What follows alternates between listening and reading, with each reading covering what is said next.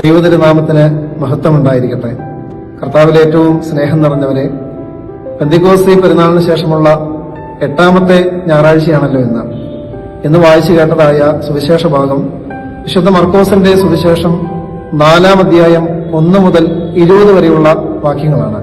യേശു തന്റെ സമീപേ വന്നിരിക്കുന്ന ജനസമൂഹത്തെ വചന പ്രഘോഷണത്തിലൂടെ പഠിപ്പിക്കുകയാണ്.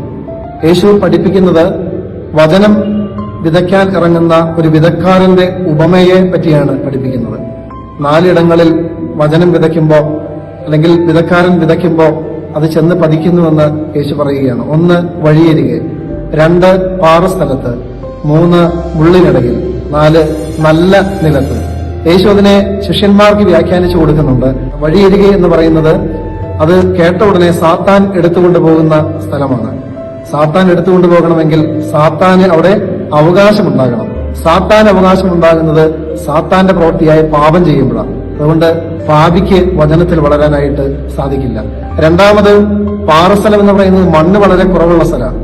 അതായത് യേശു അതിനെ വ്യാഖ്യാനിക്കുന്നത് വചന നിമിത്തം ഉപദ്രവമോ ഞെരുക്കമോ വരുമ്പോ ആ വചനം ഉപേക്ഷിക്കപ്പെടും, ആ വചനം വളരുകയില്ല. അതുകൊണ്ട് പ്രിയപ്പെട്ടവരെ, സഹനശക്തിയും വിശ്വാസവും ഇല്ലെങ്കിൽ വചനത്തിൽ വളരാനായിട്ട് സാധിക്കില്ല.